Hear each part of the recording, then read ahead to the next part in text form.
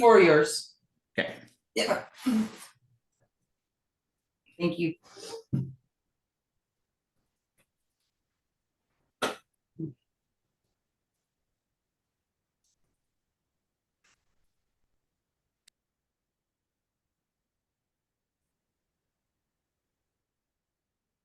Hello, everyone. Thank you so much for joining. As we wait to have our full group join us this morning, we like to always land here on this Learning Collaborative purpose. So the purpose of the Learning Collaborative is to create and sustain a learning community that raises awareness and inspires personal and collective growth. And we are really excited to have some wonderful presenters with us today. We really believe in these learning collaboratives as a chance to be a meaningful engagement opportunity. So we are optimistic that we will have everyone join us for a robust discussion at the end of our presentations today. And as you're joining, if you wouldn't mind introducing yourself in the chat, we would love to see who we have with us today.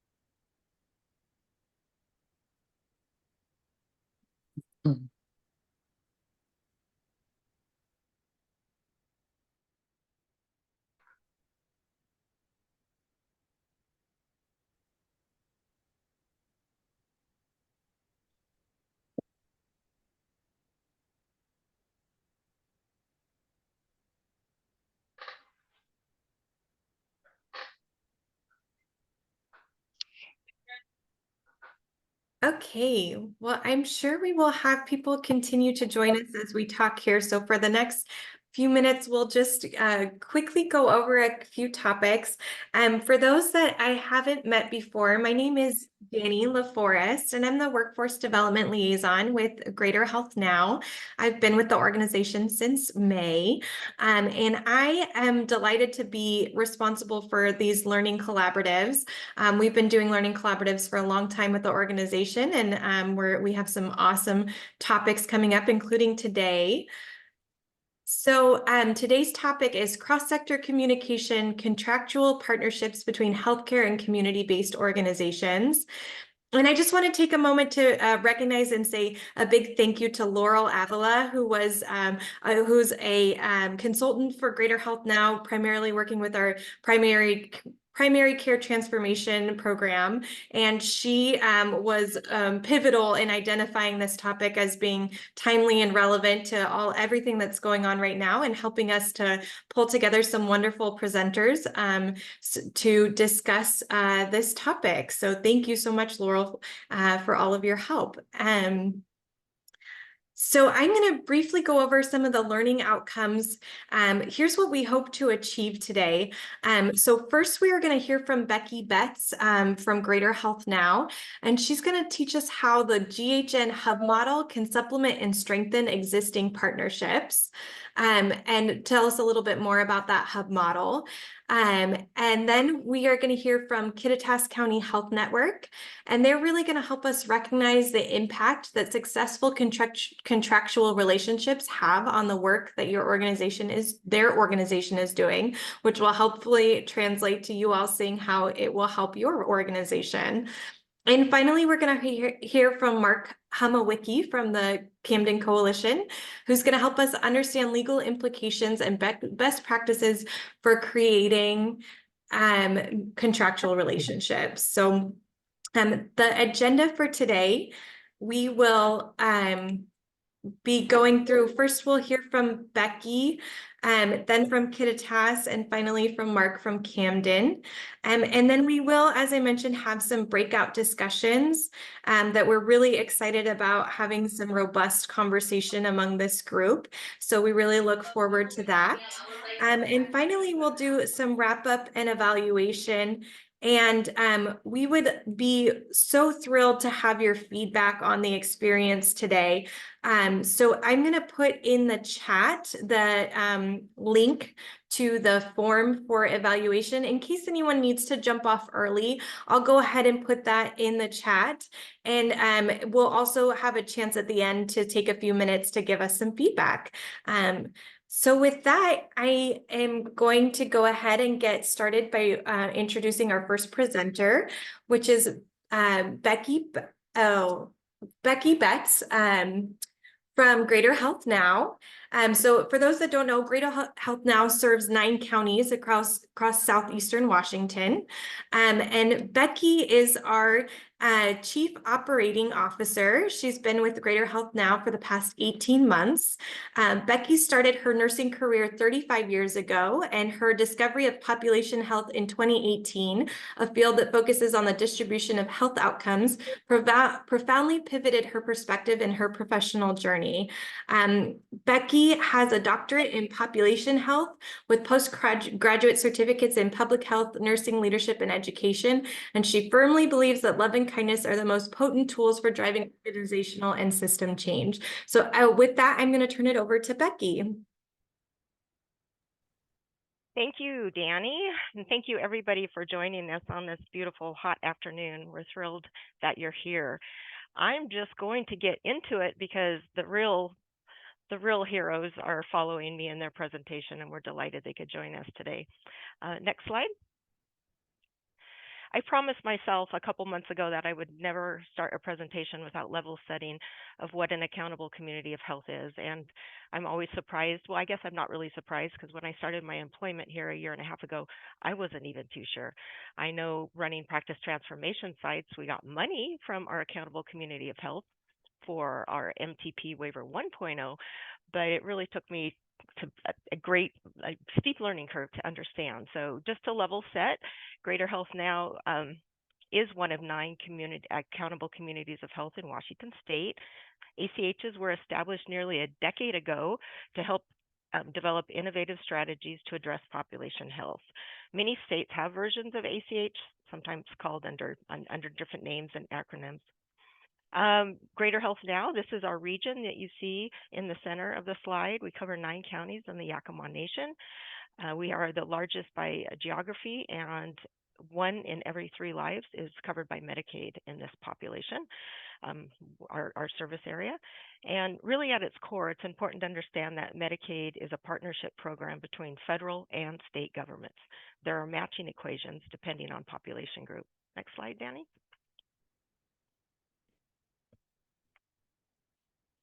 Also, I'm going to incorporate in my presentations and not assume people know what a Section 1115 Medicaid waiver is. So this is just kind of the 101 very briefly, Medicaid transformation project. So the term 1115 waiver is thrown around quite a bit. And really what it is, it's a section of federal law that allows for states to operate pilot programs or demonstration programs with approval of CMS or the feds. States are allowed to waive certain aspects of federal law. However, the demonstration program is designed in which we are to design and demonstrate something to produce health outcomes at a cost savings to both the state and the federal. Washington State got its second waiver approved last June 30th, 2023, meaning we just passed the 1-year mark under MTP 2.0. Danny? Again, this is some great opportunity to introduce some terminology. Most are known to you, but there might be a few new terms that we want to make sure that we define going forward. Why social determinants of health, I think we all know that. That's part of just the kind of the white noise in the vernacular and the public lexicon. There's a new term out there. Why social determinants of health refer to community level circumstances, like the availability of affordable housing and clean air and drinking water. It really is the health related social need that is that direct impact to that individual. 2 examples of HRSNs that will be coming online is nutrition or food insecurity, because we know that's a huge driver of poor health. Food insecurity has been associated with a 15% increase of having a chronic illness and almost a 60% increased risk of death by any cause. And then homeless. Wow, it just wreaks havoc on health. A randomized recent trial from 2022 found that providing permanent supporting housing, and I know many of you in this audience are champion of that, just providing that PSH and wraparound services can reduce hospitalizations in individuals experiencing chronic homelessness by up to a third. Then you aggregate the cost savings of that, that is huge. So again, if we can pay attention to these health-related social needs, it's a more upstream approach. Community-based care coordination, exactly what it means there. And then this concept of a community hub. Well, one thing that was learned by the Healthcare Authority and CMS during Waiver 1.0 is that these accountable communities of health, your Greater Health Now, really emerged to have an actionable impact, and particularly with a positionality to be a neutral convener, to build trusted relationships with regional partners, steward regional funding, and providing training and technical assistance. So under Waiver 2.0, Washington State ACHs have a very specific role to serve as a regional community hub for community-based care coordination and delivery of health-related social needs. That one sentence pretty much summed up the Waiver 2.0, and we'll do that all through case management. Next slide. I like this graphic a lot. I use it a lot. It's from the Department of Health and Human Services a couple years ago.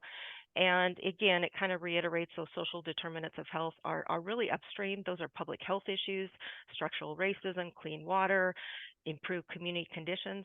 And then that midstream approach is when we really are targeting the individual and address their social needs, hopefully to keep them midstream or move further upstream. And of course, downstream, most of our United States healthcare is built on a downstream or sick care approach. That's where the individual and the cost is really exacerbated. Next slide. Again, let's get up above the clouds, 30,000-foot view of this waiver. For those that didn't want to read the 549 pages, I'm going to save you one slide here. Again, bullet points, 9 community-based care coordination hubs will blanket and envelop all of Washington state, every square mile, which is exciting. We're the only state to have that design. While I said that other states have versions of ACHs, not one state is completely wrapped around. So this is pretty exciting for Washington state. Workforce. I think one of the most exciting features of the waiver is the workforce component.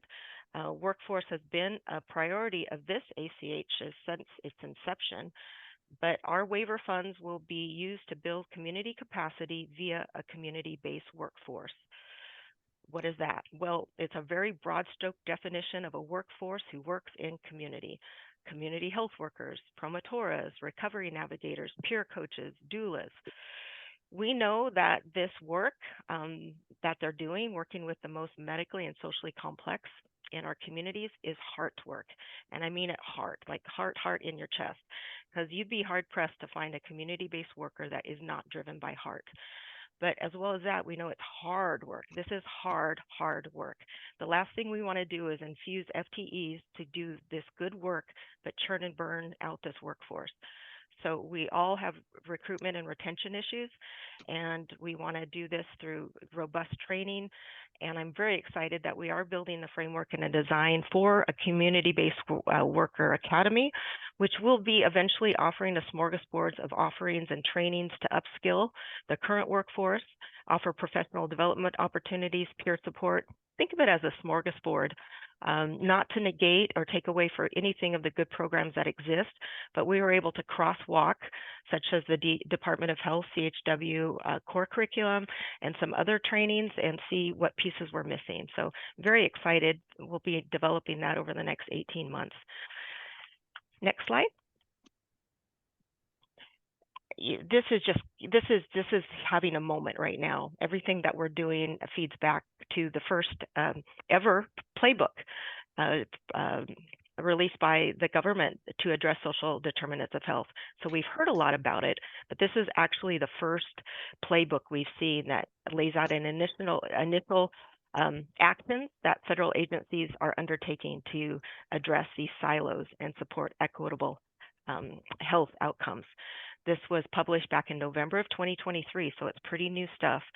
And I just really want to reinforce those pillars because they tie it back directly what we're doing in Washington state and therefore what we're doing across our 9 counties. Pillar 1, the directive is to advance data use, capture, and exchange while protecting privacy. This is a complex issue, but a very big priority. And Greater Health Now is investing in their data shop and the infrastructure we need to accelerate interagency collaboration while preserving data security and privacy. Pillar 2, use flexible funding to address social determinants. This could be translated as use your waiver dollars to address health-related social needs. Pillar 3, backbone organizations. They recognize that backbone organizations can play a key role in this community care hub. So they understand that these backbone organizations manage community-based partnerships across multi-sectors, healthcare, housing, social services. So I'm just really thrilled at this. And the same month the playbook was released, federal regulations are now visiting Medicare payments to physicians that declare about 50% of an individual's health is directly related to social determinants of health. Next slide. We're not doing this alone. This is a map of, as of February 24, 2024, that these other states are engaged in a waiver project of themselves. They're using waiver money, 1115 waiver. Those states in the dark blue are really working on an approved HRSN framework. So my new hobby is track and follow all this waiver work in all these states, and it's pretty exciting. Next slide. Kind of wrapping up here, this is a visual representation of a community hub. This last year has been designated as a planning year, and boy, have we ever been a lot of planning, throwing a lot of things on the wall. This is hard and novel work, but conceptually, we know we'll be able to take in a referral, so a no wrong door approach. Um, clients, people can self-refer. We can get refers from EMS, hospital systems, clinics, state hotlines.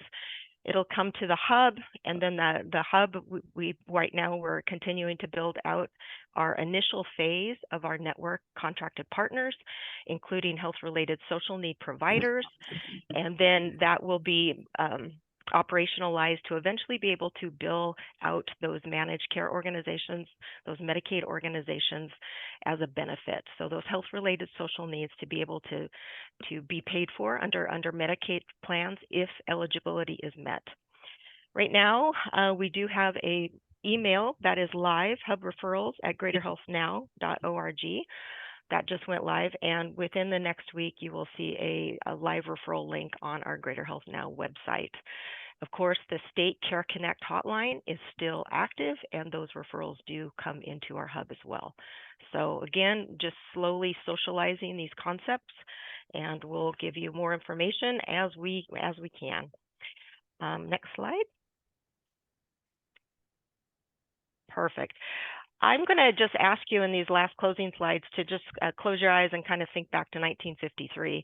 And what do you think Walt Disney, pictured on the right, was thinking when he stared at this benign, rather dry plot, 160 acres of an orange grove in Anaheim?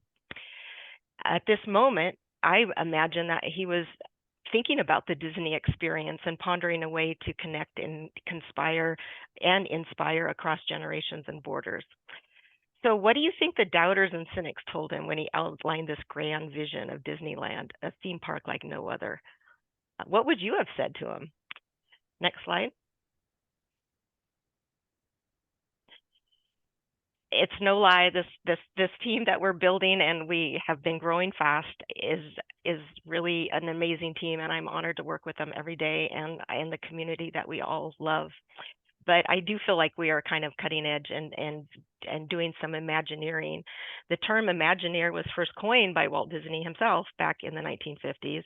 He used it to describe a combination of imagination and engineering that went into creating Disneyland.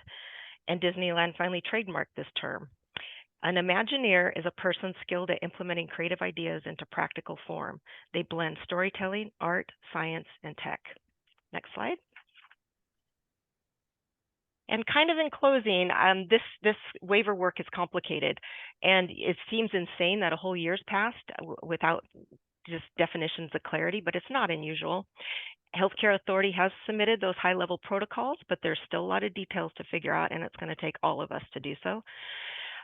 Which HRSNs will be approved and for what population? This is going to be a phased approach over the next several years, so we don't know that yet. We don't know of funds flow. We haven't received any funding yet to date, but it's coming. We don't know the mechanisms by which case managers or hub can verify clinical indication or eligibility, but we'll figure it out. And then we don't know how we're going to operationalize this and partner with the MCOs to come up with a payment methodology. But just a reminder, we are all in and all heart and very excited because this is groundbreaking work, and Washington State is staged to build a national model. And finally, imagine the impossible. So I think that it's going to require a ton of collaboration, patience, partnership, innovation, courage, risk, and a heck of a lot of imagination. But I'm just thrilled every day I hop out of bed thinking that we are really maybe on the edge of doing something very transformative in healthcare, because we know those silos are too far apart and too many people have slipped through the cracks for too long. So thank you for your time and attention. I'm going to let Danny introduce the next presenters from one of our anchor partners that we have situated, ready to do this waiver work in Kittitas County. For years, they have been doing this essentially this community care coordination at a local level, and we're going to be asking them to do it kind of on a grander scale, and we are learning from them. We are mindful that they've come before us and they have lots of great lessons, and I'm glad they're going to be sharing today. So I'm delighted Kittitas County Health Network is here. So Danny, back to you.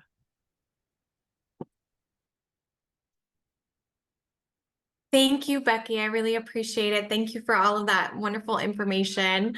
And yes, I'm thrilled to introduce our guest presenters from the Kittitas County Health Network. We have a team of presenters, and they're going to be passing off between themselves to talk about a few different topics. So I'm going to introduce all three of them right now. But so for those that don't know, the Kittitas County Health Network is a nonprofit with a mission to improve population health through cross-sector collaboration and systems integration. And we are thrilled to have with us the chair of the KCHN Board of Directors, who's also a director for comprehensive healthcare in Kittitas County, Lower Yakima Valley, and victim advocacy programs in both Yakima and Kittitas counties. Greg Obel is in his 38th year with comprehensive healthcare, where he started as a therapist. So we really appreciate having Greg here today. And in addition, we also have Sue Logston, and Sue is the project director for the Care Coordination Program, and it has been in that role since January of 2021.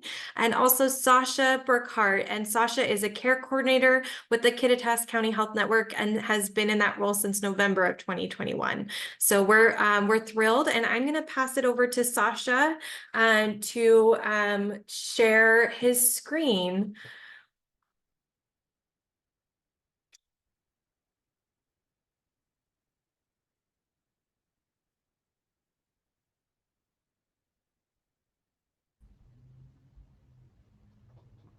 All right, thanks everybody. Greg, I think you were going to kick us off. Yes. Thank you to Becky for creating a wonderful segue into our presentation. I keep a sign on my desk. I don't know if you can read it, but it says, "If you can dream it, you can do it." And that is a quote from Walt Disney. I really believe that that's at the core of what KCHN has been able to achieve in Kittitas County. I'm really here to be kind of the chief cheerleader for the great work that KCHN has done. Of course, comprehensive healthcare has been a beneficiary in some respects of that work, but the residents of our county are the true beneficiaries in terms of improving overall population health. I want to thank Greater Health Now for your support of KCHN, and we certainly look forward to our continued partnership with Greater Health Now. In this county, I think that a big reason that KCHN has been so successful is that they are the hub to the many spokes, the many organizational spokes within the county, and they are a neutral partner. And I think that that's critically important in being able to have cross-sector care coordination be successful. And so they've been able to, steer the process over these past few years and help us be successful in the county. Now, when it came to implementing care coordination, one of the biggest things that we experienced was, how are we going to be able to talk to each other? And how are we going to be able to share information about the people that we're trying to serve within the county? And Sasha will be talking about this more in depth, but I want to just throw out that if you're, or when, I'm hoping this is more when you're looking at building a network like this, that you look for the partner that has the most restrictive information release requirements, and go to them, which is what happened in our case. Go to them and enlist their help in developing the release. And because if you go to the most restrictive partner in terms of information release, then you've won the battle. And so in that case, Comprehensive had the most restrictive information release process, and Sasha was able to work with our chief information officer, and together they crafted an ROI that was modeled after what we use at Comprehensive Healthcare. And we got there, and so Sasha will be talking about how that works. From my perspective, as a director working in healthcare in this county, and from my interactions with other community partners, KCHN has been critical to improving population health within the county, and also creating innovation within the county and building new partnerships. So with that, I'm going to pass it over to Sue. Okay, thank you, Greg. Okay, hi everybody. Becky, thank you for having us. Okay, so I just, Greg kind of gave you an overview of what KCHN does, in particular in regards to our care coordination program. And I just want to kind of give you a little bit of information about how we got this program started. So Sasha, you want to go to the next slide? Yeah, okay. So local health and social service providers in Central Washington, Kittitas County, found that there was a huge level of 911 calls, emergency service contact that was really unnecessary. And in order to alleviate the stress and the strain on those systems, they came up with a plan to form a committee, pretty much, it's called the A-Team, and it is made up of experts around the community, and their goal is to try to work on the health related social needs that were affecting the health of the folks in Kittitas County. So they decided, it was a small group to begin with. It was a group of firefighters and some providers from our local hospital and from law enforcement that got together, and they started meeting once a week. And this was about, I think it was like 13 years ago when they started. And they would meet once a week and they would talk about cases, and in particular the individuals that they were concerned about. And it was kind of like a think tank to figure out how to solve some issues and to break down barriers that these folks had as far as receiving the care that they needed: mental health care, SUD care, physical health care, and some other needs that I'll get into.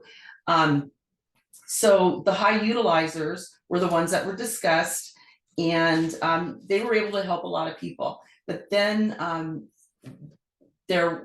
just the amount of work to be done with those individuals was just too much for them.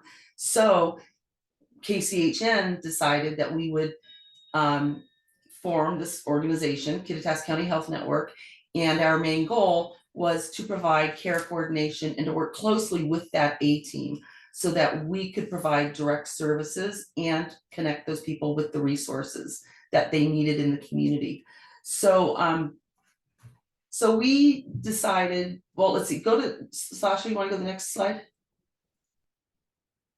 Okay, so I just want to tell you kind of a little bit about how this A-Team is configured. There are a lot of care coordination organizations around, we know, and not a lot have this model that we use, and we have found so much success in this model where we are working with this A-Team. So the representatives that we have at our A-Team meetings, we meet every Tuesday at 3:30, and the care coordinators come on and they discuss the clients or patients in the community that they're working with, from the referrals that we got. And the representatives that we have are experts from organizations like law enforcement, behavioral health, the local hospital, the fire districts, Hope Source for housing, aging and long-term care, adult protective services, Fish Food Bank, comprehensive for behavioral health. I think I said that one. DSHS, and there are more. We have about 50 partners. So like Greg said, we do serve as the hub for all these community partners where we can shoot out referrals to the organizations that we work with.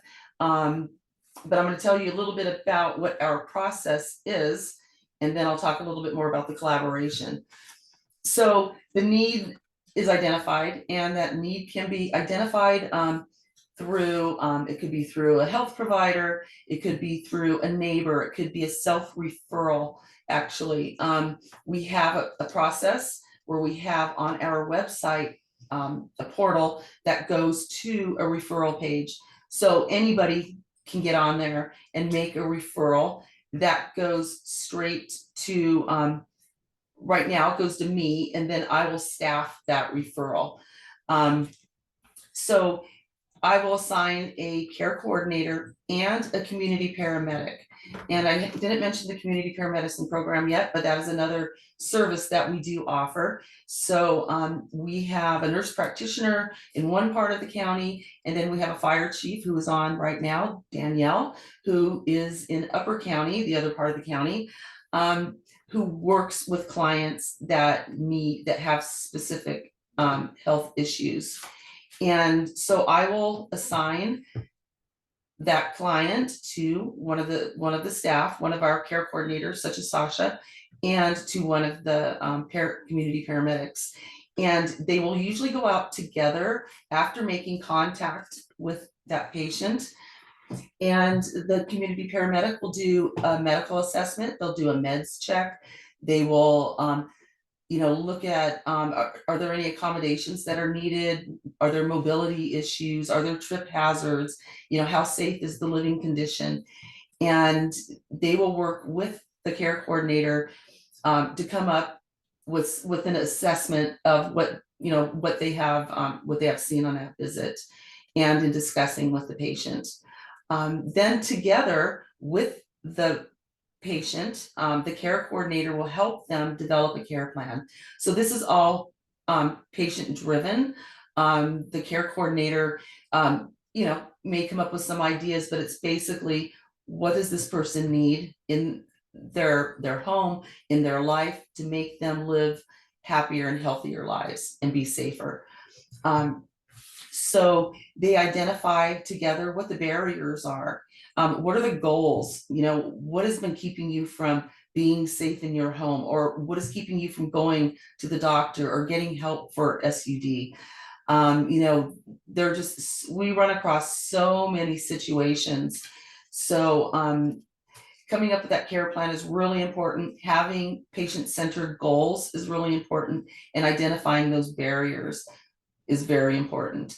So from that point on, the care coordinator will help that client work on attaining the resources that they need, whether it's introducing them to the food bank, or finding behavioral health services for them, or any one of a number of things that could be going on in their lives that are affecting their health and their safety. So they will work with them on that. And then I want to add, when we get a referral, sometimes it's only for one thing, just one issue. Sometimes it's for 8 issues. But we have found that there are usually a lot more things going on than what the referral is for. So doing that CP assessment and the care coordinator, working with that client, we can better identify what else is going on in this person's life, where they live. So we focus on being in the person's, visiting the patient in their home. We had first set it up 3.5 years ago, when I was the only care coordinator. We had set it up to where it was during COVID, but the plan was to make phone contact. and then connect people by phone to resources. But we very quickly, and even before COVID was over, we quickly realized we need to meet these people where they're at. If we want to get, develop that relationship with them and gain that trust, to let us help them learn how to advocate for themselves. So, basically sometimes we have clients that they may stay on with us for maybe, it could be a day, it could be 2 days, it could be 3 years. Our goal is to move the whole process forward to discharge.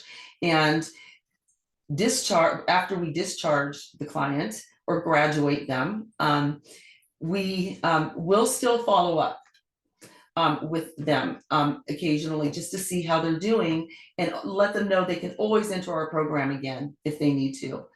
And so that is our goal. And I want to go back to A-Team again. So we don't discuss all of our clients at the A-Team meetings.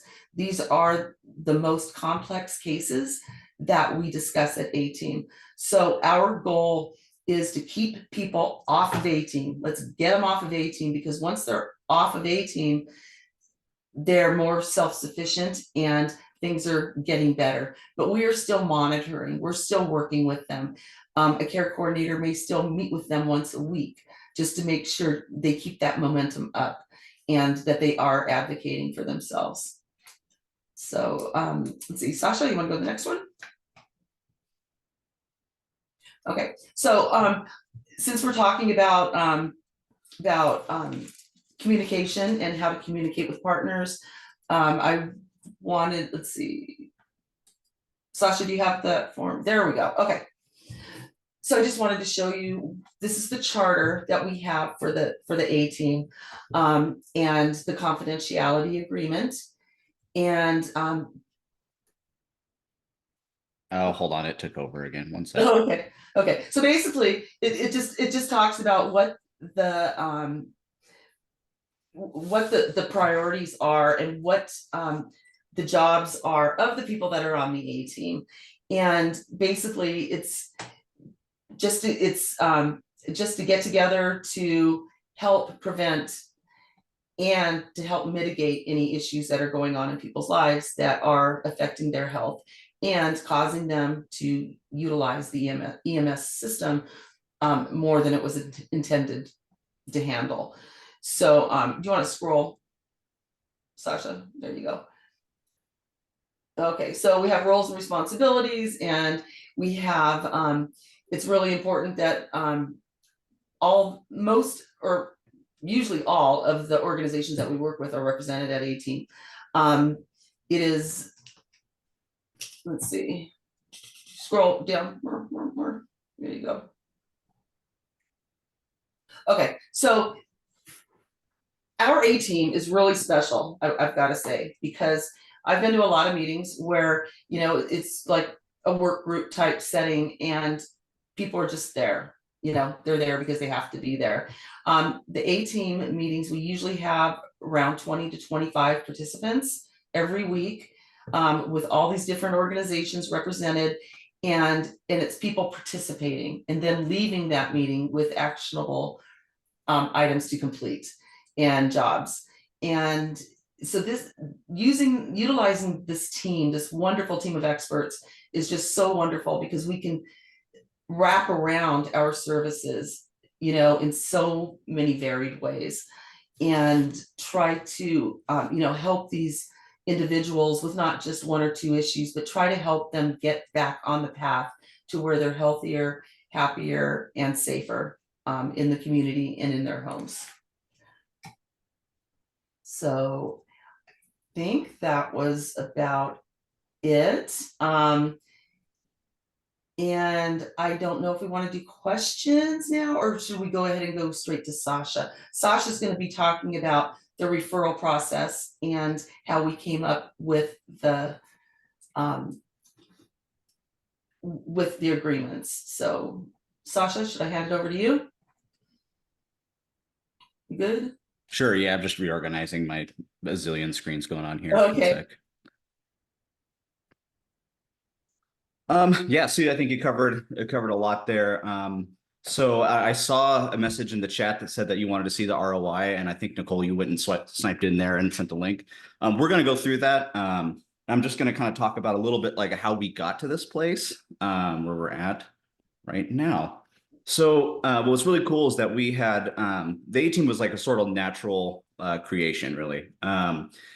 So I joined the network in November 2021, and I think it was about maybe 6 months into me working at the network where we've been approached by, I think, whoever was the newest person on A team for comprehensive healthcare, and we had had a previous ROI before that didn't look anything like what we were using now. So, and he kind of made it kind of clear. It was like, hey, I'm not sure how I feel about this because this might not be exactly meeting all the requirements that we need to discuss protected health information. And as all of you guys know, I mean, HIPAA kind of gets thrown around almost like a word that's like a meme at this point, where and we understand how complex it is with all the different privacy laws and rules you have to follow. But I don't think what everyone knows is that actually the mental health and substance use worlds, those laws are actually more restrictive than I think protected health information for HIPAA is. So Greg mentioned earlier that, we went to actually like the highest common denominator. I said lowest common denominator first. That doesn't make sense. And basically, we wanted to do it right is what we wanted to do. We wanted this to be kind of something that would help us collaborate instead of be a hindrance, if that makes sense. So I ended up getting together with their chief information officer, basically, and we sat down on like probably like an hour Zoom meeting, and we just went through the ROI form, and we talked about exactly what sort of legal requirements were there.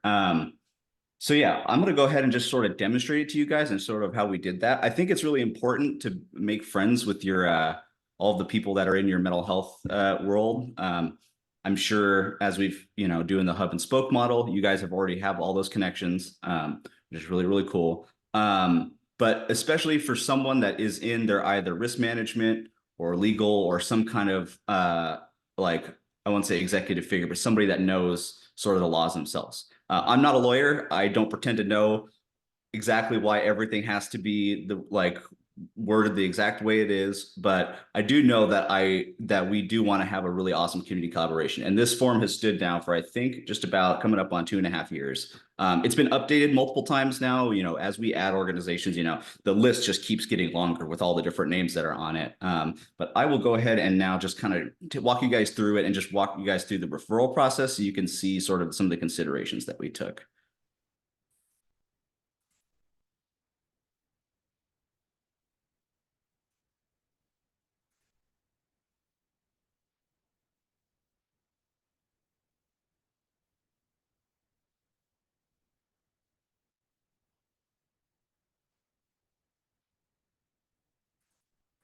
Sorry, I'm managing my 14 tabs again. Okay, so this is our version of the KCHN ROI, and this allows us, because we are sharing, ostensibly protected health information over our weekly staffing meetings, we want to make sure that when we're discussing clients that they've actually are okay with us sharing with different agencies.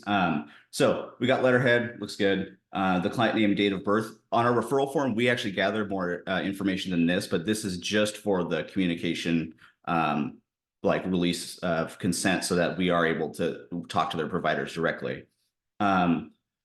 One of the coolest things about this job is that we get to make good relationships with our clients, and then we also get to sort of help navigate them through the social service system to access whatever resources they need for their needs. And I think having the direct line of communication to the providers that work on the other side is really important, because sometimes things fall through the cracks. Like it just happens. We all know, Becky, you talked about the workforce. We always have a lot of turnover, a lot of new faces. We're constantly onboarding people.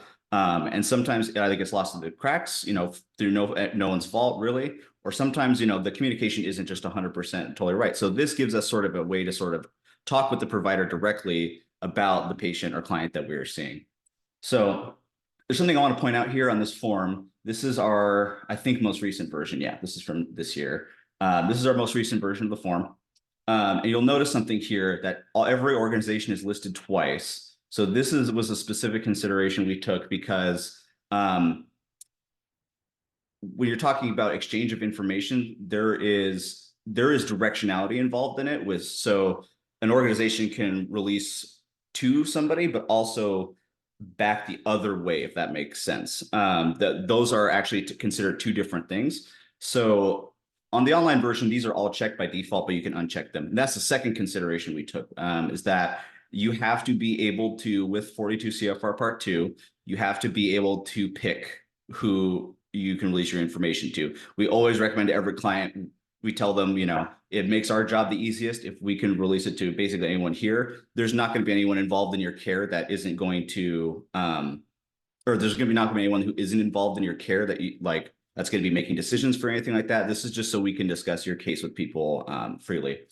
So that's why there are these cool little check boxes here. I will show you it on the online version as well too. But we did have to, in fact, list every organization twice. So whether or not that's something that you guys, when in other counties and agencies, when you develop your ROI forms, you may or may not run into this as well.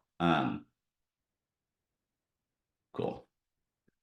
On the back side, this is, I want to just point out this big old paragraph here. This is what was absolutely required, this statement, to be in the ROI form. It was a non-negotiable. We can't edit it. We can't, this is what they have to be disclosed before they're saying, okay, you are allowed to share your protected health information, right? Back up here, just real quick, they also need to be able to specify what records they are allowed to release. So you could say, I just want to release my mental health treatment information, but not my substance use treatment information. Very similar. This, if I remember right, this was borrowed. I don't actually know if this is required to be here, but we use this because there could be other reasons we would use this form that's not necessarily just related to the care coordination program. Does anyone have any burning questions, or does anything I said sound too much like, you know, I'm speaking another language that anything that anyone's confused on before I kind of show you the real online version? This is great, Sasha. Oh, thanks. Cool. Okay. I'm going to juggle my screen around again, and then I'm going to show you guys the online version here.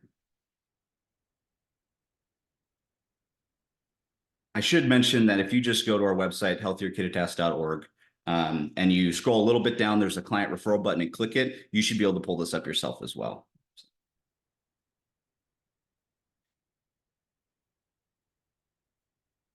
So in practice, this is the referral form that we use. This is through a software called RedCap, which we have used basically since 2021 as our primary sort of client information database. Has a lot of really cool features. One of them is that we could create this sort of survey page that basically points a referral straight into our system, which is really, really nice. This referral page has all of like the more in-depth client information. Typically speaking, if we have to fill a paper consent form out, we'll also fill this too with their information too. And we have a paper version of this as well. Here's all their information, demographic information for all the grant reporting that we have to do. Something that I think is really cool that we have in here is the reason for referral, because this can give the care coordinator or whoever's staffing it a snapshot to look at, you know, what are we dealing with here beforehand. So for instance, say mental health, unsafe living environment, frequent ED visits. Okay, and so here is once again, the paragraph, or the golden paragraph, I think is what we called it when we were making this, that has to be here. It's highlighted in a big blue box so it catches your attention. What's really important, and we instruct, and this is part of our charter, as you saw on the document that Sue was talking about, is that you absolutely, at a bare minimum, have to get the client's verbal consent to this, essentially, at the bare minimum. And they do need to be able to see who the organizations they're talking to are. And so this is the same list. It's just organized a little differently because it's online now. And then because RedCap's really cool and you can design all the forms as you go, I could say, you know, Upper County, oh, sorry, not medical. Where's District 6? Sorry, Danielle, like this person doesn't really want to talk to you, like for some reason or not. And so now when we do this, this gets flagged. And basically we're able to sorted out. And this means this person's probably, if any of these are unchecked, this one is one we can't actually staff with the full A-team group. So this might be like a small subgroup, like we're all called 2 or 3 of the providers that they're working with, and we'll staff it independently. But that's really important, is that when this happens, you know, we handle this differently, because they have said, no, this is not an organization I want to have any of my protected information go to. And then this is basically the same thing again, exchange information with, and then you've got all the lists again. So I suppose with the way this is set right now, we could probably tell Danielle about about this patient, but she couldn't tell us. I believe that's the direction that's going. And then they have to see this and agree to this. And then you put the day's date. So that's just sort of like a quick rundown about how just our referral form works. Like I said, it took us a little bit to sort of get it to this point, but it has, oh, and then I meant to mention this too. It has to have an expiry date. It has, I think 1 year is kind of like the standard, like most people use. So this also, when a client is coming up on a year in our system, and luckily not most of them don't stay on our program for that long, it'll actually send us a message in RedCap, which is really, really convenient. So yeah, are there any questions? That's probably that's like the crash course into how we design this. Does anyone else have anything for me before I kind of turn it over here?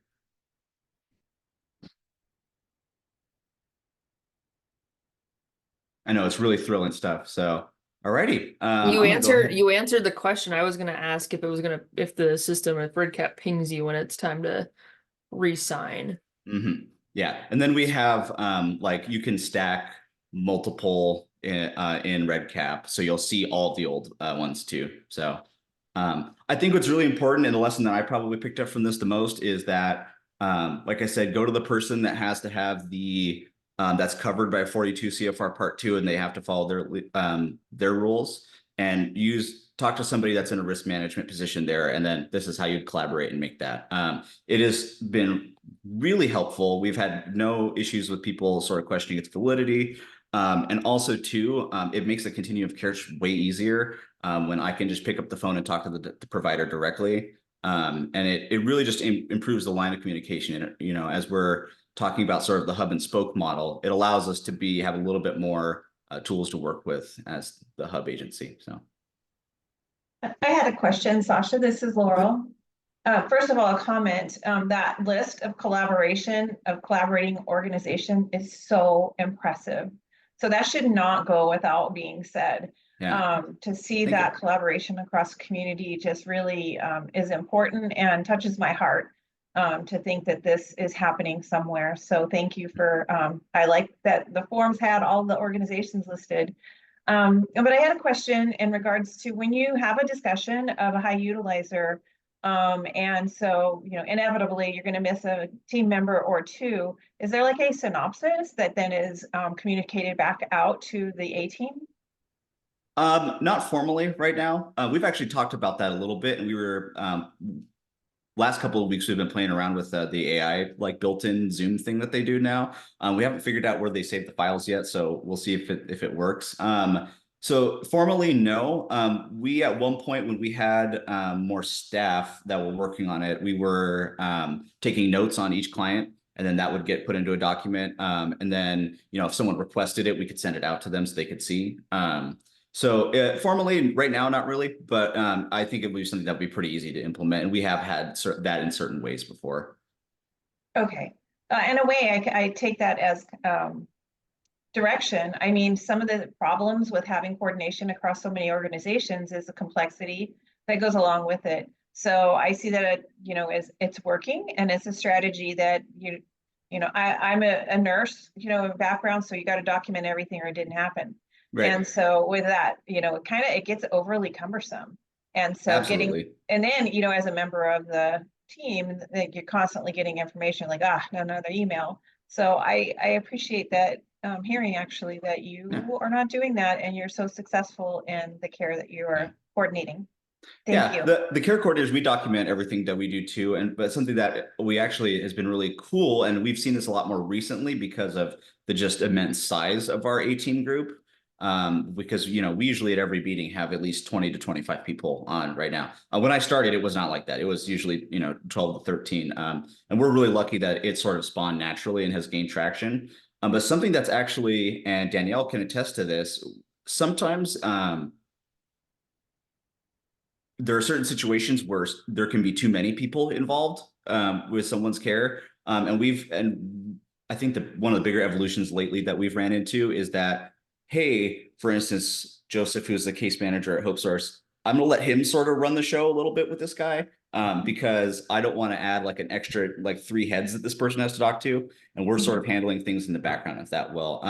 I know Danielle and I were going to go out on an initial assessment. This is probably a few weeks ago. And we had realized there was probably 4 or 5 people that were going to be just stopping by to that one person that day. We're like, No. she's like, I'm going to slow down. I'll do it tomorrow. Like, so that this person's not so overloaded, but we're still talking about them in the background, if that makes sense. So I think that has been a really cool thing that has happened a little bit more recently with sort of the size of it. But yeah, you're totally right. Thank you. This is Mary. I had a question. Sure. Again, very impressed by the list and the presentation. But again, I saw a lot of names, and I can, from the descriptions of the titles of those organizations, I can tell what they do. But for the client or the patient, maybe sometimes it's not so clear, so they are probably hesitant to check it off. Do you provide a link or information about what each of those agencies may be able to offer them before they decide? I can. Sometimes that's just part of the conversation with them Oh, too. okay. Especially if I'm the one making the referral. Something that I guess I didn't show here that maybe I should have is that we also do track who makes the referral too. And there's options for self-referral as well. So the client isn't themselves or if it's just a community member. If they have questions about that, sometimes if I'm with the client and I'm doing this referral, I'll let them ask me and be like, which ones do you want to know about? What's why are you giving my information to Swiftwater Church? And well, it's like, well, I wouldn't just spray it out there like to them, but they have a volunteer program. That's so if you ever needed a volunteer service, so they're you the would ones that explain handle it to that. them and offer information on what they could provide. Yeah. Okay. Yeah, absolutely. Yeah. And Mary, we seldomly run across a patient or client that wants us to uncheck a box because the boxes are pre-checked. If they want us to not contact someone or not share information, we uncheck the box or the referrer does. But Sasha, how often do you come across that? We maybe get once a month or every other month or something like that, maybe. Not very often. So yeah. Okay. Usually if they're in a situation where they're really I would say like desperate for help, that they'll take what they can get and whoever can be involved, if that makes sense. Yeah. Great. Thank you.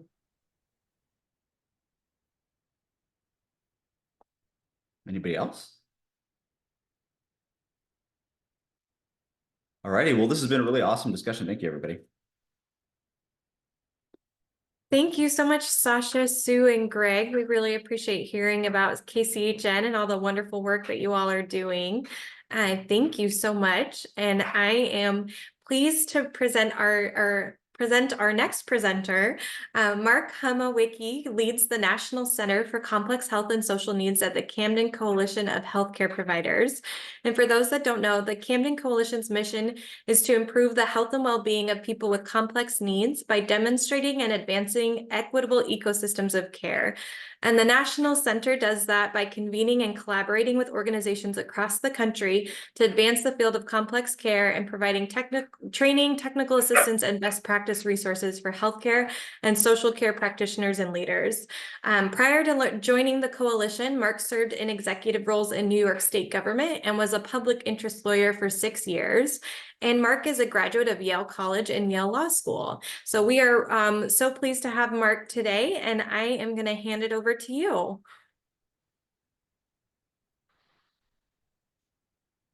Hi, thanks everybody. Or thanks Danny for the introduction and thanks for having me. I am a lawyer, Sasha, so that's both a benefit and a burden at times. It is these days like more of a part-time job than my full-time job, and but I do appreciate the opportunity to like put my lawyer hat on when trying to do when working at the Oh, come towards on. better collaborative work. So I think I'll tell you a little bit about the Camden Coalition for those of you who aren't familiar. It sounds like there's a lot of similarity to KCHN and to the hubs as well here in Washington. The coalition was founded a little over 20 years ago as a primary care breakfast group of primary care doctors serving a largely Medicaid population in Camden, New Jersey, which is right across the river from Philadelphia, and one of the poorest towns or cities in America.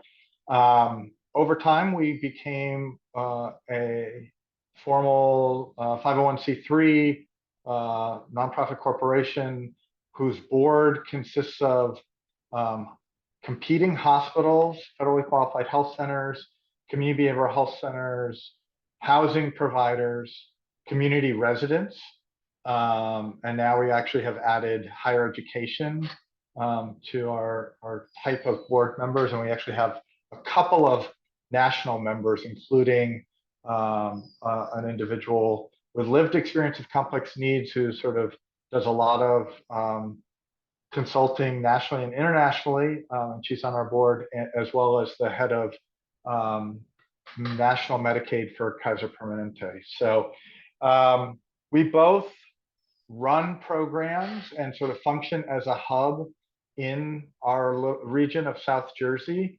And as Amy said, I am the head of our National Center for Complex Health and Social Needs, which really is trying to build a field around complex care and promote a lot of the things you all are doing in terms of collaborative ecosystems where you have many different organizations working together, like the A-Team, to try to serve people with the most complex needs. So, so feel a lot of commonality with you all.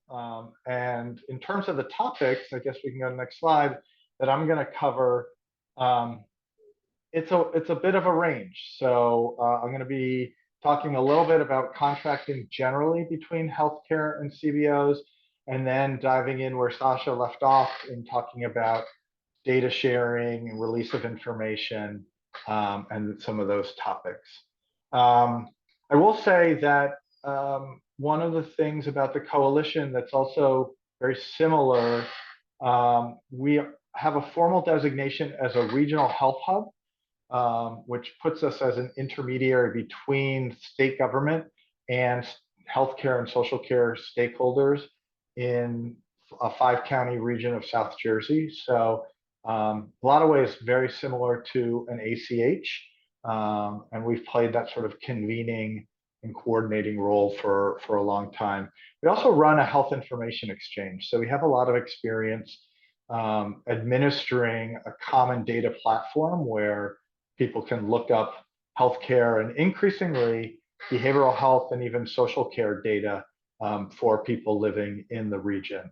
All of that's obviously done with great attention to privacy and consent of patients, but it's a common platform that can really help expedite access to information and be critical to improving care. It can also be used to sort of alert individuals or organizations when their client is in the hospital or in a jail or has some other emergency and needs to have some proactive attention. Okay, so let's jump into topic one, which is really around contracting between healthcare and CBOs and community care hubs.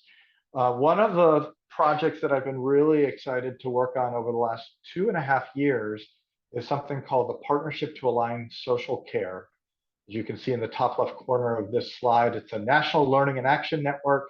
It's got representatives from health plans, community-based organizations, community care hubs, federal government, um, advocates, sort of a very diverse group of folks, all working to advance sort of the contracting between healthcare and social care to address health-related social needs, and specifically looking to advance the model of community care hubs, which is what you all are pursuing as part of your MRT. So it's really exciting. We've been working closely with Uncommon Solutions, who I know works with you all, with the ACHs, and I lead our contracting work group. And part of what we've been doing is just trying to create resources and templates to make contracting easier for both healthcare organizations, which typically don't do a lot of contracting with CBOs. They contract with medical providers. Contracting with CBOs is very different, helping them to understand both the benefits and the idiosyncrasies of contracting with CBOs has been part of our challenge. And then also helping CBOs be equipped to contract with healthcare, to understand what they're taking on, what the risks are, the decision points are, how to negotiate, how to, even sort of develop the relationships to be able to pitch their work to health plans. So we completed a 4-part guide for healthcare organizations, though it's just as useful to CBOs and community care hubs in terms of how do you go about contracting. So you can see these resource guides.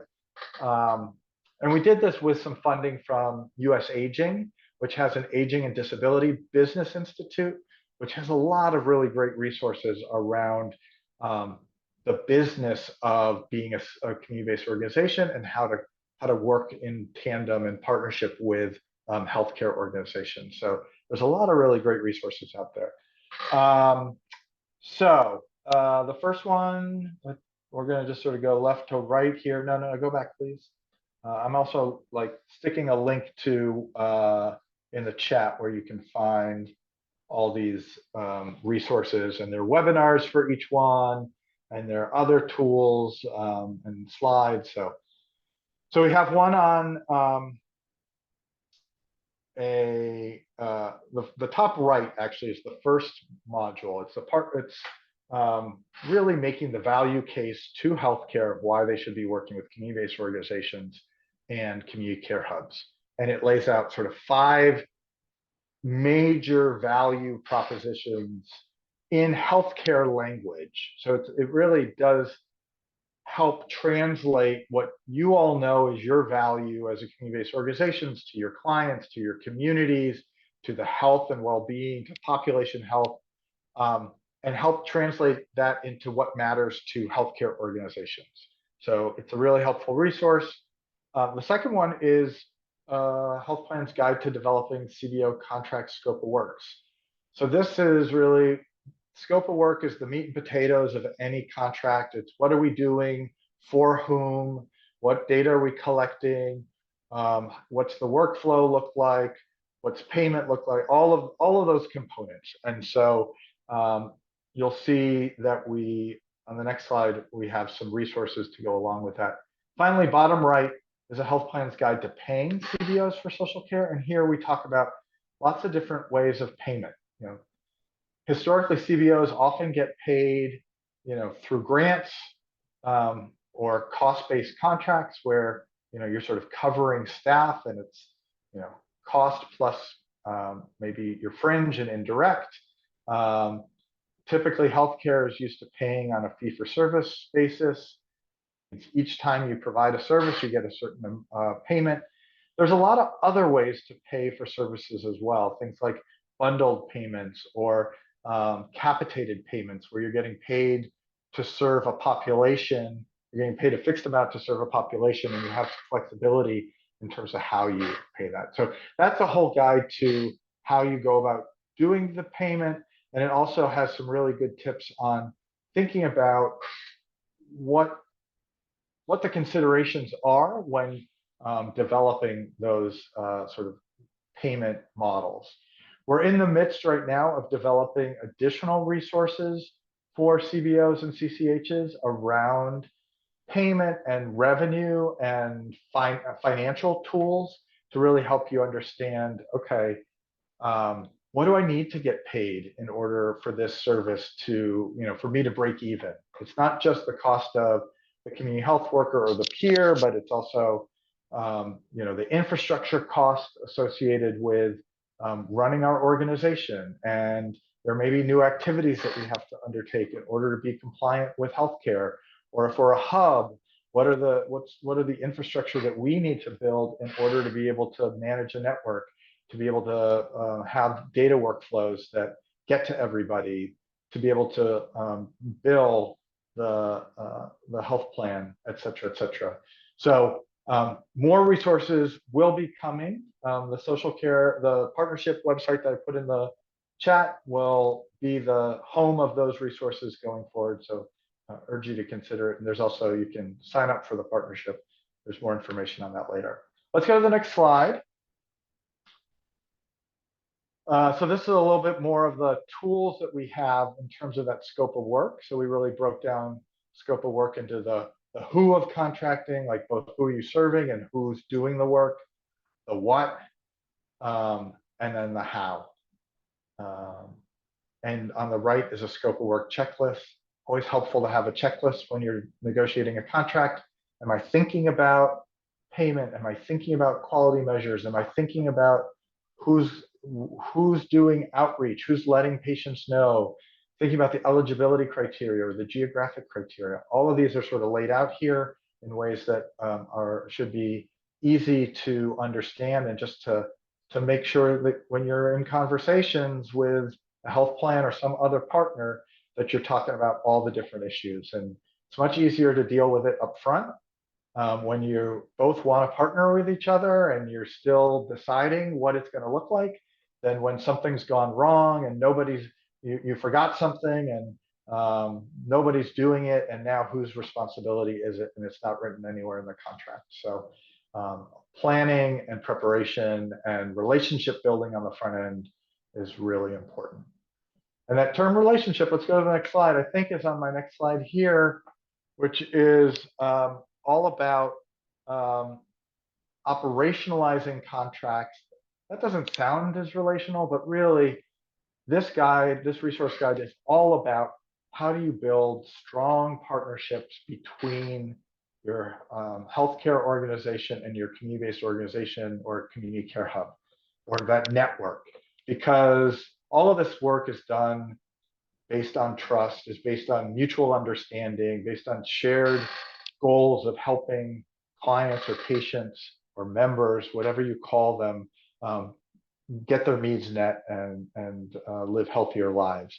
So there's a lot of ideas in this resource guide about how to go about working together, getting to know each other from the very beginning when you're sort of researching who are the health plans that might have an interest in contracting with us to do some care management or other services, to when you're having conversations about what a contract might look like, to negotiating a contract, signing it, and then preparing to implement the contract. There's usually a lot of pre-work that goes into any contract in terms of getting people credentialed, standing up workflows, technology, just getting it started. And then once you get started, there's a ton to learn, particularly the first time you're working together. So having joint operating committees, which is just sort of a term of art that a lot of healthcare uses in terms of regular meetings, whether they're bi-weekly or monthly, where you get key stakeholders together, talking about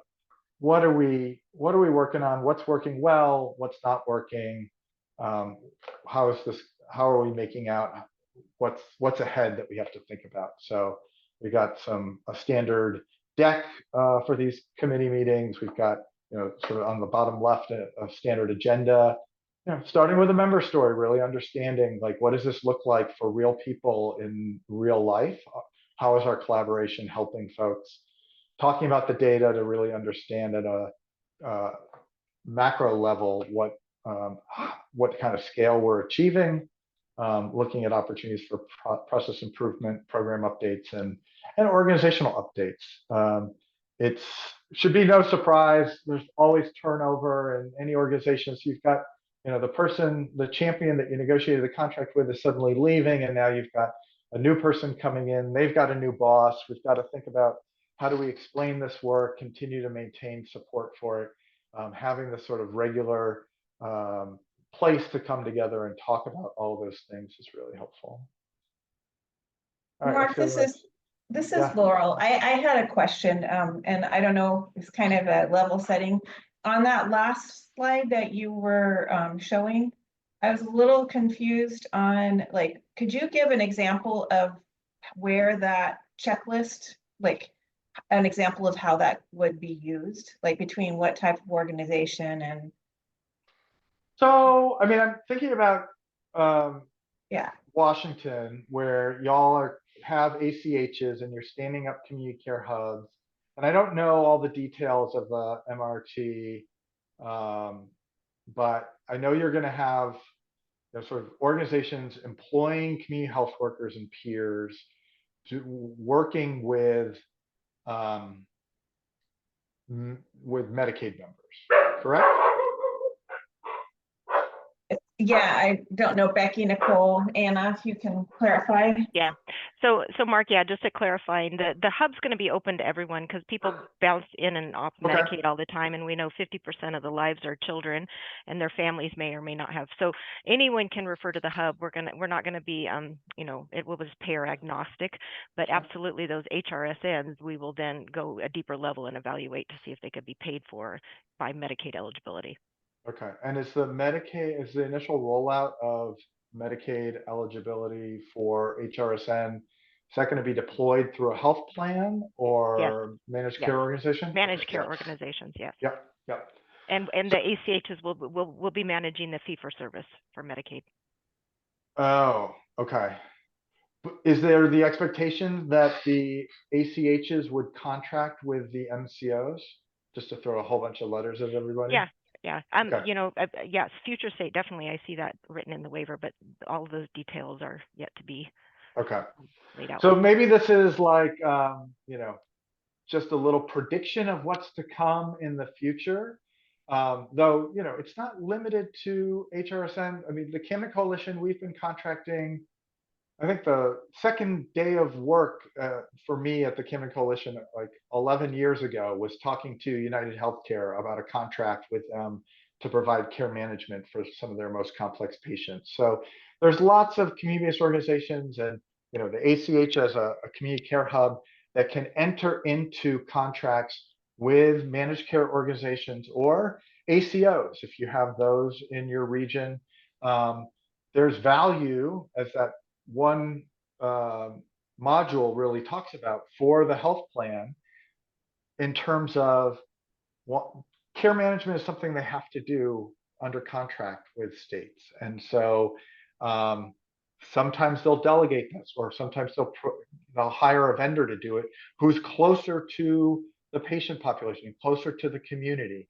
There's value to them for having that relationship. So I think I would expect that, and we're working very closely with Uncommon Solutions on this. So I know this is sort of down the road for you all, thinking about the contracting with MCOs to provide care management and other health-related social needs to Medicaid members in MCOs. And folks are doing it for Medicare Advantage members and even commercial health insurance members.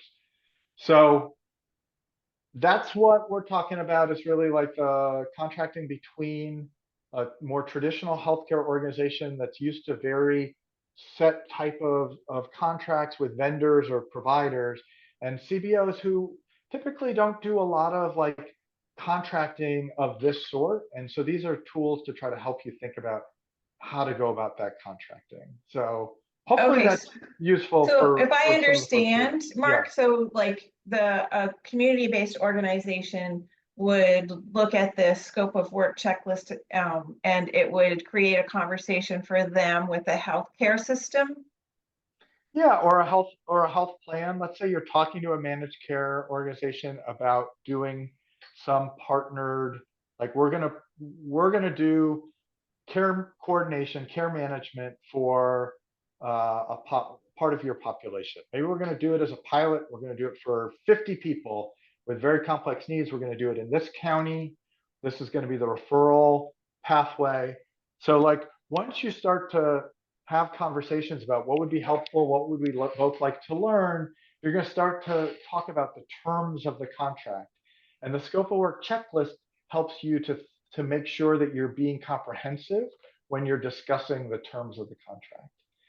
I'm going to go in when probably a little bit later, or maybe, as you do follow up with everybody and send out links. I just wrote a term sheet for the Administration for Community Living, which is part of HHS that focuses on aging and disabled populations. And it's another tool that you can use. It's really just about writing down what we're agreeing to. And that may be the best tool for you when you're having these conversations. It's just a place to document. Who are we talking about? What are we agreeing to? This is more when you're reviewing a scope of work or a contract to make sure that you've got everything covered. Okay, thanks, Mark. That's helpful. Appreciate it. Sure. Let's go to the next slide. I'm worried that I probably overspent time here. Next slide. So we're shifting to topic 2, which is really like HIPAA and part 2 and release of information. So I am going to give you just very high level basics. I forgot to sort of point out, but there is a caveat on the second slide. This is not legal advice. I'm not giving you legal advice. I'm giving you general information. So definitely talk to your lawyers or compliance people if you want to try to implement any of this at your organizations. But I did, I think it's helpful to think about the sort of privacy framework that we all operate in to understand when you need to get consent and when you need to get a formal written release of information.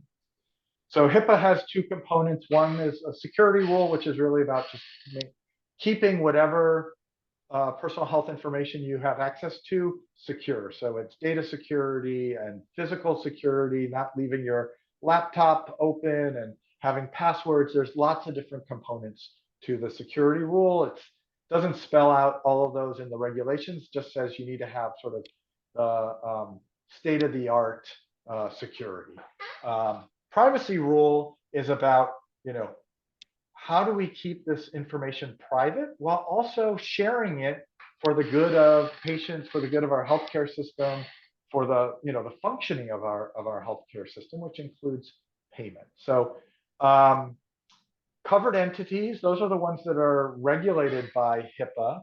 Those are health plans like MCOs, healthcare providers like your physicians or behavioral health providers, and healthcare clearinghouses, which are more in the data intermediaries. Most community-based organizations are not covered entities. If you're not a health plan, you're not a healthcare provider, you're not a healthcare clearinghouse, you're not a covered entity. You may be a business associate, depending on the relationship that you have with your healthcare partner. So a business associate is an organization that performs a function on behalf of a covered entity using personal health information, PHI. And a business associate agreement, a BAA, is an agreement between the covered entity and the business associate to share PHI. And so my organization, Camden Coalition, we're a business associate to a bunch of different organizations. We're business associates to hospitals and FQHCs because we take their information, their PHI, and we put it into our health information exchange and share it with others. So we're responsible for keeping that data secure, and we work with a vendor to make sure that all the data security and permissions and so forth are appropriate. We also function as a business associate for health plans and healthcare organizations because we provide care management to some of their clients. So they will refer to us, or we get access to their data, and then we go in and we do sort of a review of clients based on certain criteria and identify those with very complex health and social needs, and then we'll engage them for care management. And we're doing that on their behalf to help improve the care of their patients. And so we have business associates agreements with lots of different organizations.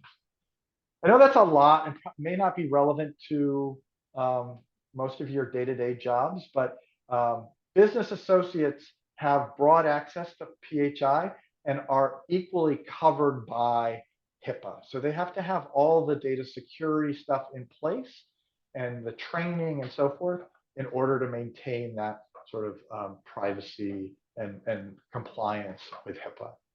Let's go to the next slide.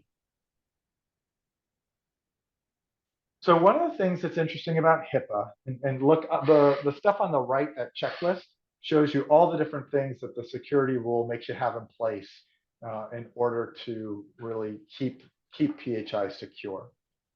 Stuff on the left, though, is really about the fact that under HIPAA, you don't actually need to get written consent from patients in order to share information. Now, that's not saying that you shouldn't get written consent. It's good practice to give people, a choice around whether or not they can share their information, at least most of the time.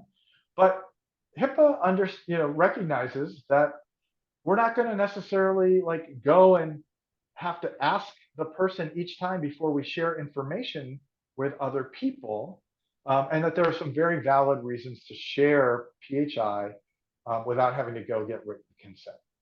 So payment is one. Treatment is one that's probably very relevant here, where your organizations may be contacted or may be contacting healthcare providers as part of care coordination or care management to talk about the various services that people are getting and their health needs. So one provider can call another provider to talk about a shared patient without having to get that signed consent or release for treatment. And then operations is more like making sure that the healthcare system is running. So it's administrative, financial, legal. It's also quality improvement and also does include care management and case management. It allows you to really do improvement projects and use PHI for that purpose. There is a minimum necessary rule, which means we're not sharing the entire file of somebody if all that we need to know is what one singular medication that they're on. And these sorts of uses, disclosures, do not include psychotherapy notes. So those have higher rules. And then Washington may have additional strict state rules on some sensitive categories like mental health or HIV status or other things. So it's always important to look at your state law and not just federal law. Next slide. So part two. So you just heard Sasha talk a lot about part two. Sasha, guess what? Part two changed 5 months ago. So there have been, don't tell me that. Yeah, no, it makes it easier. So that impressive lengthy list of partners that you have, where your part two provider said you have to have every one of these and you have to check them off individually and you have to have it both ways. You don't necessarily need to do that anymore because you can have a single release that groups providers into buckets and says, you're authorizing us to share information with your medical providers, your other behavioral health providers, and your care managers and your long-term care providers, or something like that. And so it allows us to simplify things. It also, let me back up and just say, for those of you who don't know part two, it really is a set of rules that apply in a fairly limited fashion to data that is gathered or created by providers of substance use disorder service providers. And so it's not all mental health, it's substance use disorder, it's SAMHSA, it's folks that hold themselves out as treatment providers. If an emergency department gets someone in who had an overdose and they put into their notes things about the substances that were found, or that this person has a history of addiction, or any variety of things that, if written by a community provider of substance use disorder treatment, would be covered by Part 2. That emergency department records are not covered by Part 2 because they're a general emergency department. They don't hold themselves out as a treatment provider for addiction services. So it gets a little bit technical, but it's a pretty limited group of folks. I love Sasha's advice that you go to the hardest partner and make sure, if you're doing a common release, that you plan for the hardest, and then you're prepared. You're a Boy Scout or Girl Scout, right? Always be prepared.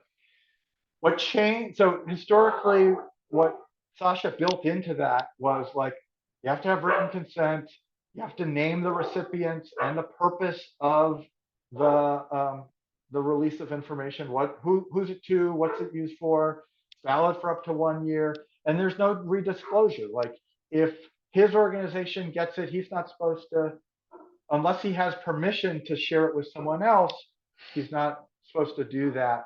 So groups that would get a single disclosure to say, I authorize you to share this with my doctor, then if the doctor wants to share it with another doctor, that doctor has to go to the patient and get that permission, because redisclosure wasn't permitted. That's not true in HIPAA. Once it's disclosed, it becomes, as long as you're doing it for payment, treatment, or operations, you have broad ability to redisclose. So that's what happened in February 2024. They updated the rules to try to make them much more like HIPAA. You still need written consent, but you can have multiple recipients and multiple purposes on a single consent. I don't believe there's any expiration date required. Redisclosure is permitted, which makes it much easier to get this information into a health information or other health information exchange or other platform where others can have access to it. Again, still has to be somebody who has a reason to know, but they don't have to go about on the back end trying to get sign off from the individual client for that redisclosure.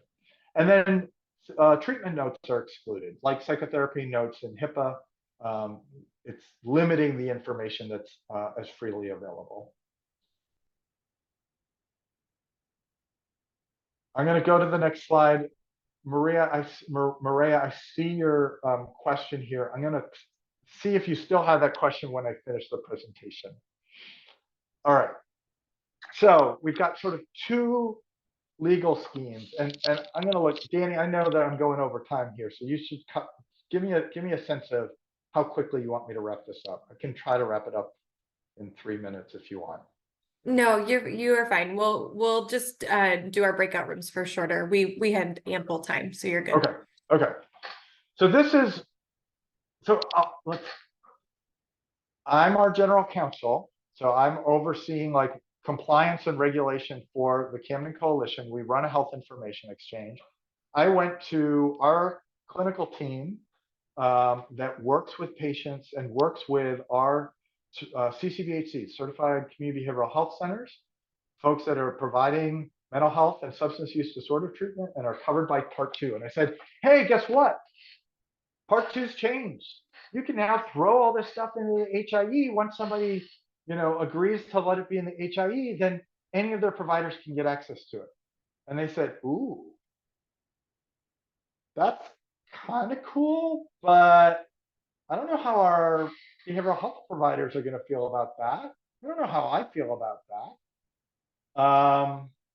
that. This is still pretty sensitive information. We don't necessarily want, the podiatrist or the pharmacy to necessarily get to see all this information if the patient hasn't at least agreed to it. So just because it's permissible doesn't mean that it's required. And so I put this list of first principles together, really just to think about like the various considerations when you're talking about patient privacy, patient health information, sharing of that information.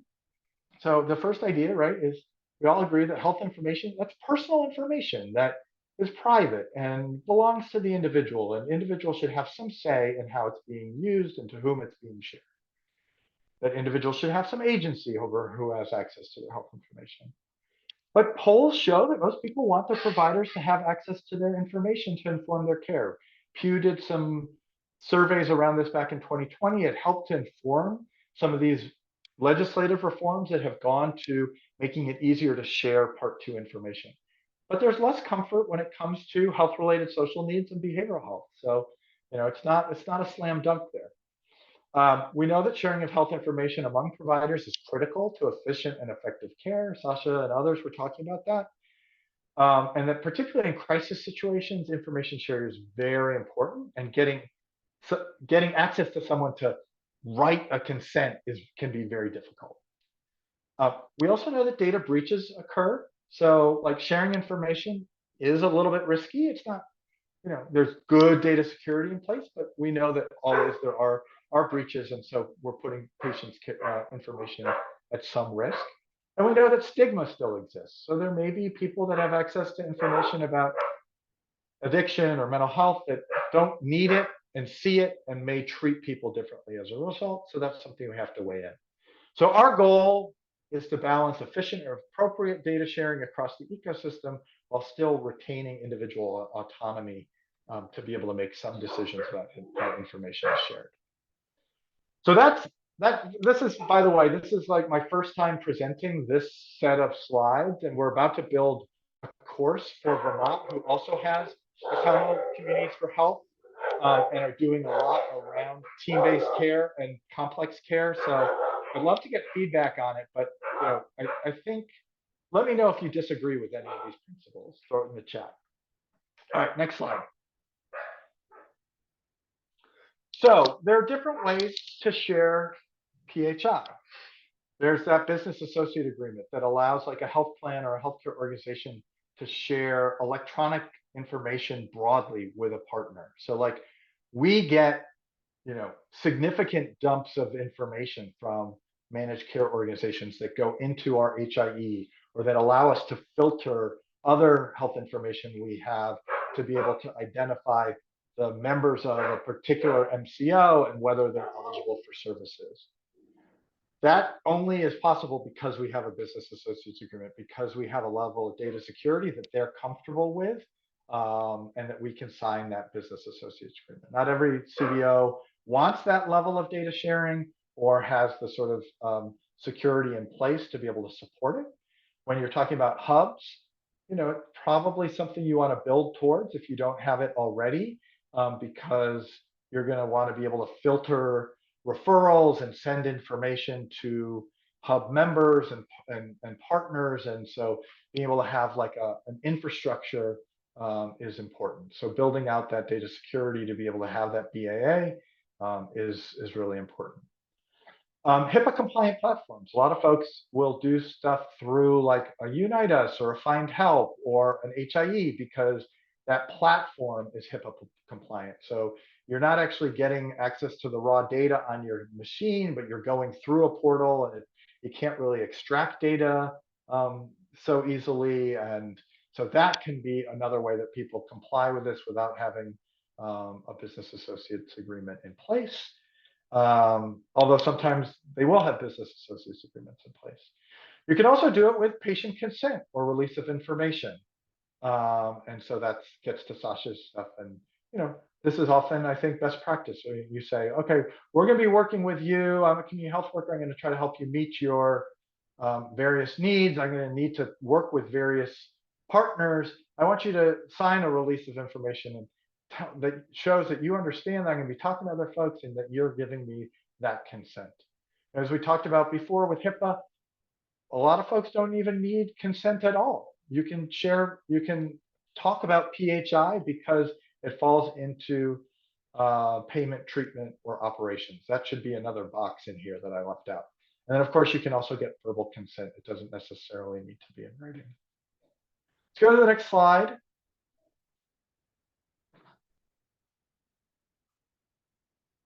So this, I think this is the last slide. This is really thinking about release of information. Your healthcare organizations, whether it's a Medicaid managed care plan or a hospital system or a federally qualified health center, the first time that patient comes and signs up for benefits or registers as a patient, they're going to get a notice of privacy practices, and they're going to have to acknowledge receipt of that. That says, we get your private information, we keep it secure, and this is how we use it, including potentially we share it with partners for a variety of different reasons. So they're doing that at the outset.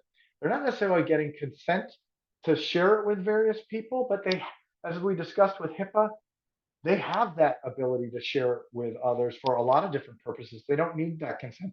They just want to explain to the patient that this is something that they do. Now, I would say most hospitals don't necessarily do a really good job of explaining it. When I go and take my kids to the doctor, they say, just sign here. I'm like, what am I signing? They're like, oh, you want to actually see the document? Like, they go into the back and they pull out the binder and say, look at this. So they're not telling people like they should be, but I think in our programs, we should be telling people. I think community-based organizations that have long-term relationships with clients should be explaining their data sharing and obtaining a consent early in the relationship. That's what we do in our care management. Even though we're not required to, we're a business associate, working with other covered entities, we can do it under the treatment or operations component of HIPAA. We're still talking to them and saying, hey, we want your permission to share this information, and this is how we're going to do it. So we get those consents early on and we store them. And then I think this really gets to Sasha's perspective, which is like the work we're doing in Vermont, we're having real problems because people don't recognize each other's consent. So like one organization will say like, oh, you have a consent from that patient? Well, I can't share information because they haven't signed my consent. And it has my logo and my letterhead on it, and I can't recognize yours. It's not mine. That's stupid. And that really gets in the way of efficient collaborative care. And so, getting a group together, and ACH type of structure is a really good one, where we all agree that we're going to use this common release of information and everyone's going to accept it. That's really, I think, important. There's also emergency exceptions under Part 2 when there's real serious risk of injury or death, but those are very limited. And so when you're talking about Part 2 data, you need to get a release of information on the front end to get that information shared, trying to get it in a way that's common and everyone will accept, and that has a broad set of purposes so that when people need to know information, you can share it. That's really important. So I'm going to do 2 quick plugs and then happy to take questions, or if you want to go to breakout rooms, we can do that. So next slide. If you're interested in the contracting stuff that I talked about at the first part of the session, we have a peer-to-peer network, and I think Danny came to this, and that's how we first got involved together. It's a coffee and contract, social needs contracting community practice. We talk about all different topics. It's free and open to the public. So more information there.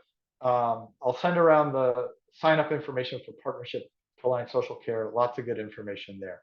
Next slide.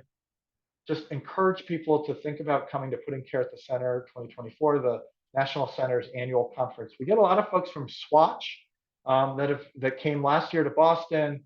Our theme is from partnerships to ecosystems of care. It's all about backbones and coordination and people with complex health and social needs. These are all of your friends and colleagues from around the country that come together to talk about best practices. I think Washington has a lot to share as a national model, but also a lot to learn from other organizations that are doing it. So check out information here about that conference. And with that, I'll stop and take questions, or if we want to go to breakout groups. So it looks like I answered the question that Maria had, so that's good. But are there other questions? Danny, I think we're kind of close for time, but what do you think about just opening up for Q&A and open conversation? Okay, Laurel's saying yes. Yeah, I agree. Let's just stay in this group. I'll stop sharing so we can see each other's faces, and we'll do any other questions for Mark or any of our presenters, and then after that we'll throw out a discussion question for you all. Thank you, Danny, because that was going to be my suggestion, because this information is so incredibly invaluable. Thank you. I see Becky has a question. Yeah, thank you so much, Mark. And I just would want to I just want to remind all the audience that Camden Coalition, I think we're at the website probably every week drooling, and it's so nice to know that you kind of are the equivalent on the East Coast in New Jersey to what we're trying to do here in Washington State. But my question is that I know you mentioned that this has been, in existence at Camden for 20 years, and you described such a future state we'd all like to be at. So I guess I want your reassurance that it's okay. We don't have any of our stuff together yet. We're all in the infancy and building, but such an important, information to have as we're starting to build that scaffolding. So I guess my question is that, some reassurance that we're okay where we're at, and then maybe you're laughing. I don't know if that's reassurance, but no, you guys are better than okay. I mean, I think I love the way in which the ACH model in Washington covers the whole state.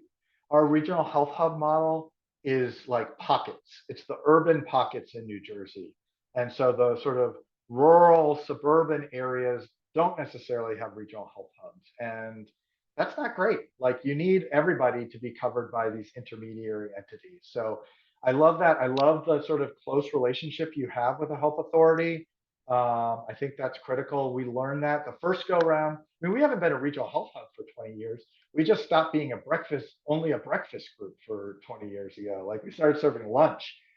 So it's, we've only been a regional health hub for like 3 years, I think, 3 or 4. Before that, we were a Medicaid ACO, which had some real problems.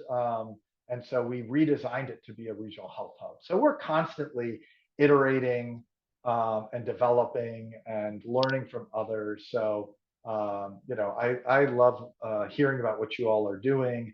I've seen some of the materials. We're really we're working with Uncommon Solutions to try to develop like a hub playbook and sort of boot camp that other states can go through. I think you guys are really on the leading edge of this. New York's doing the same thing. I understand they're about next week, they're supposed to announce their social care network. I was just talking to our friend in Buffalo, who's eagerly awaiting word.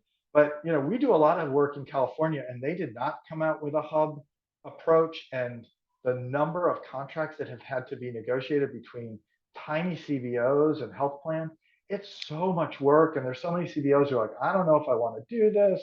And I think the hub infrastructure really makes it much less risky for CBOs to try it out and see what it's like. They don't have to build a whole new infrastructure for themselves. Yeah, we were delighted to hear about your relationship with Uncommon, because we too, they are our shining light, North Star consultants as well. So they've been great partners. So that's great that we're in alignment. Chase, go ahead.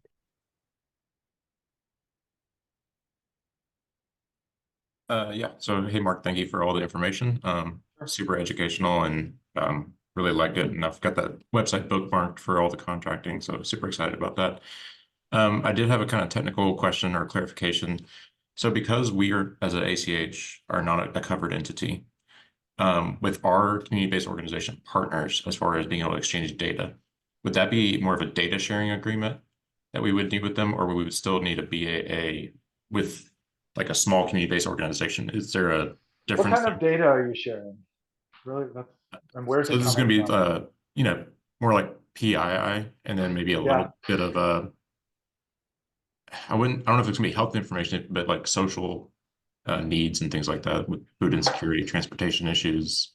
But there could be some SUD information and things like that. So would it still need a BAA, or because we're not covered entity, or is it a data sharing agreement? Okay. Good question.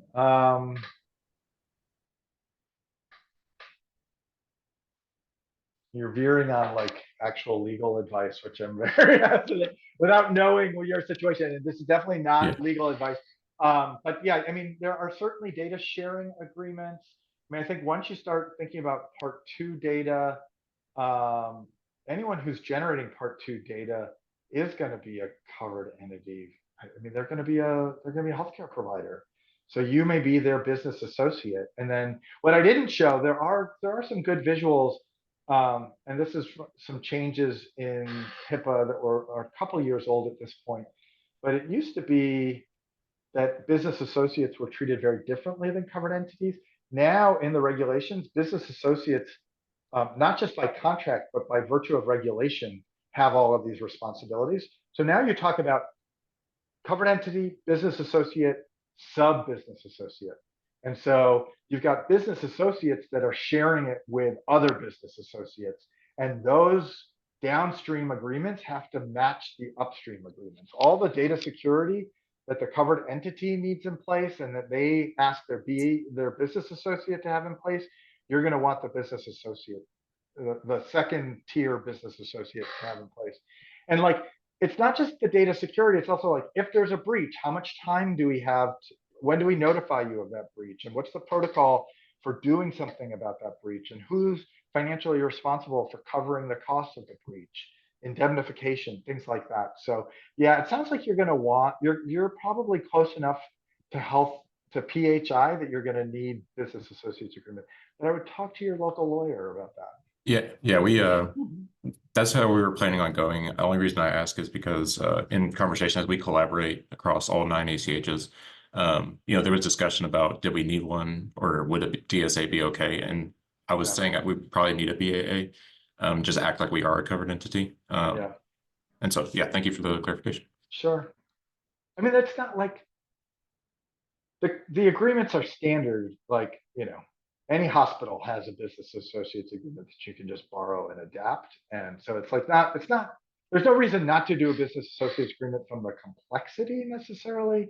I guess, there may be components that don't apply, but, like the scope of work checklist, like they're going to have a lot of different issues that you want to be thinking about on the front end. And that's the benefit of having those agreements rather than just say, oh yeah, trust me, I got your data, I'll keep it secure. Other questions or comments?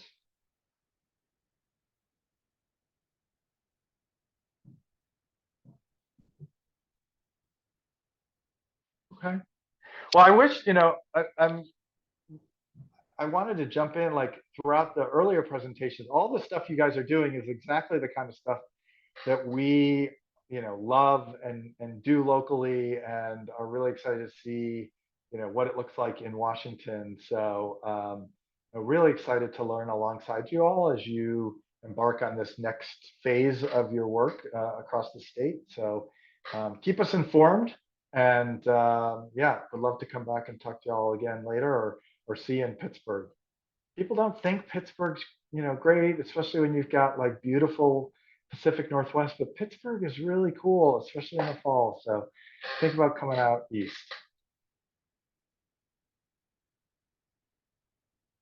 And we're going to have like a pre-conference symposium on health-related social needs. And one of the things we always do, but we're going to really rev up this year, is site visits. Usually they're pre-conference site visits, but this year we're going to take the entire afternoon of Thursday and get people out in the community to like go look at programs and talk to clients and talk to staff. So it really is a conference built for folks like you that are doing complex care work. So anyway, all right, thank you so much. Thanks, Mark. Thank you, Mark. We appreciate it so much. Yeah, It's just invaluable information. So thank you. And thank you everyone for attending. We really appreciate having such a great turnout today. I do have a favor to ask, if you can take just 2 minutes, and this includes Greater Health Now staff, to give us some feedback on your experience today. Let us know how we did, and we'll pass that along to our presenters. The link is also in the chat. Yeah, I think that the only other thing that we have is to let you know that we do have a plan for next month. So we are planning to discuss supporting justice-involved individuals through successful reentry. We're working with a couple different partners, just like today, to bring in a few different perspectives. And that'll be on Wednesday, August 28th at 10 a.m. So if you can save the date, we look forward to seeing you all then. And other than that, we will wrap up for the day. Here's my contact info if you need it. And we will send out the presentation from today here shortly and then let people know when the recording is posted to the website.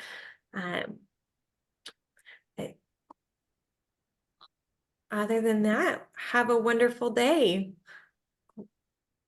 Thanks, everyone. Thanks, Danny. Thanks, everyone.